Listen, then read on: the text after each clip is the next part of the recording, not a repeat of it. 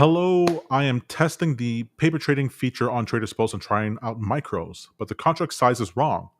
Like one micro is worth 22,000, which doesn't seem right. How do I fix this issue? I didn't know how to answer this question. So I did follow up with that one earlier today. This is just generally some confusion around what numbers we're even referring to when we list the prices of a contract. It's important to note that we don't do any math on our side to measure contract size or tick value or ticks or points or anything like that regarding futures. The only thing we're keeping track of is market price. So if I send in an entry for one contract MNQ, the number that I see on my screen is the market price that I enter that position at. So it might be 22,100, for example.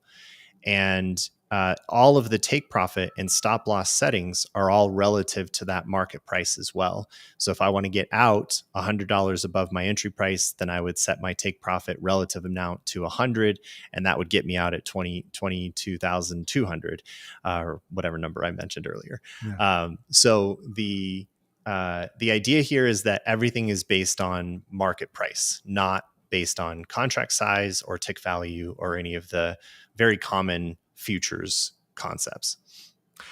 So I don't want to pester you about futures information, but what's the difference between the NQ and the MNQ contract then if they're both trading at the same nominal value? What he's asking about is basically the contract value.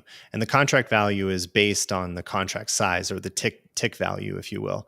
And so what that means is that if I'm in one contract of M and Q, that's only, worth roughly $18,000 worth of current market value. But if I'm in an NQ contract, that might be worth $200,000 or $180,000, like 10 times more than what MNQ is. I see. So every time there's a change in the tick value or 25-cent move in the market, the amount that my account experiences is much, much greater in the NQ contract, right? So 50 cents of tick value in MNQ, $5 in NQ. Every single tick is going to be more risk that I'm exposing myself to. So it really has more to do with like when we're talking about contract size, it's just how much that contract is worth in terms of its reflection in market value.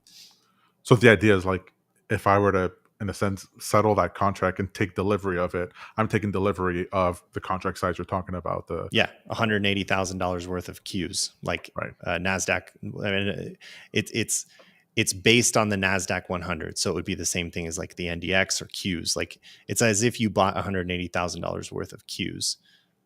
Got it. Okay, perfect. Because I was looking for the contract size. The MNQ contract, that's 1/10 the price of the NQ.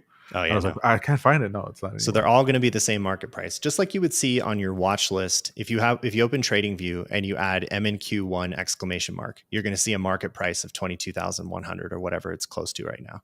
If you add NQ1 exclamation mark, you're also going to see a market price of 22,100. They're both roughly the same market price, depending on how many market participants are moving the price at that given moment. And you might see a slightly different price for the second contract in front.